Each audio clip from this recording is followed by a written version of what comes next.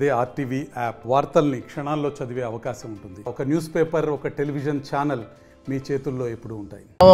అదేవిధంగా ఉద్యోగస్తులు కూడా బటన్ నొక్కాలని మేము కడప జిల్లా నుంచి ముఖ్యమంత్రి గారిని విన్నవించుకుంటున్నాము. అదేవిధంగా నేను ముఖ్యంగా చెప్పబోయేది ఏంటంటే మాకు ప్రతి 5 సంవత్సరాలకు ఒకసారి పిఆర్సీ అమలు చేస్తారు.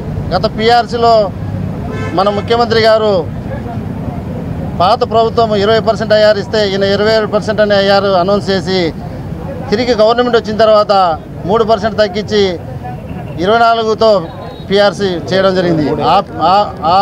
ఆ పర్సంటేజ్ని కూడా ఈ పిఆర్సీలో కలిపి మాకు ఉద్యోగస్తులందరూ కూడా న్యాయం చేస్తారని కడప జిల్లా నుంచి డిమాండ్ చేస్తూ రాష్ట్ర ప్రభుత్వం అధికారంలోకి వస్తే ఉద్యోగులకు, ఉపాధ్యాయులకు, కార్మికులకు, పెన్షనర్లకు వాళ్ళకు రావాల్సిన ఆర్థిక అంశాలన్నీ కూడా సకాలంలో ఇస్తామని చెప్పిన ఈ ప్రభుత్వం, ఈ ముఖ్యమంత్రి అధికారంలోకి వచ్చిన తర్వాత ముఖ్యమంత్రి ఇప్పటి వరకు ఉద్యోగులు, ఉపాధ్యాయులు, కార్మికులు, పెన్షనర్ల సమస్యల పరిష్కారంలో ఒక్కరోజు కూడా ఆయన టైం వెచ్చించిన దాఖలాలు లేవు.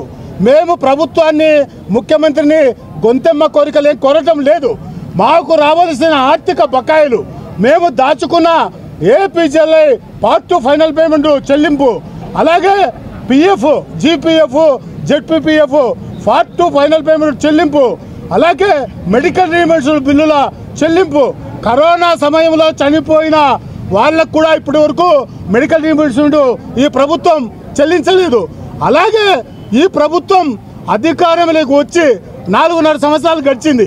ఇప్పుడు 5వ సంవత్సరంలోకి అడుగు పెట్టాం, ముగించే సమయానికి వచ్చేసింది.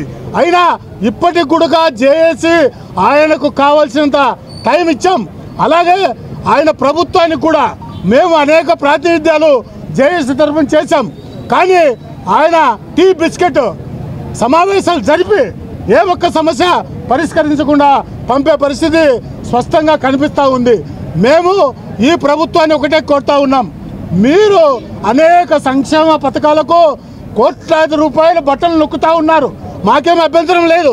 అయితే మా ఉద్యోగులకు, ఉపాధ్యాయులకు, కార్మికులకు, పెన్షన్లకు రావాల్సిన డిఏ రేట్స్ కావచ్చు, పిఆర్సీ రేట్స్ కావచ్చు, మిగిలిన అన్ని ఆర్థిక బకాయిలు ఐఆర్ 30%, వీటన్నిటి కోసం మీరు కూడా మాకు ఒక బటన్ నొక్కి మా ఆర్థిక సమస్యలు పరిష్కరించాలని ఈ ప్రభుత్వాన్ని, ఈ ముఖ్యమంత్రిని జేఏసీ తరఫున డిమాండ్ చేస్తూ ఉన్నాం.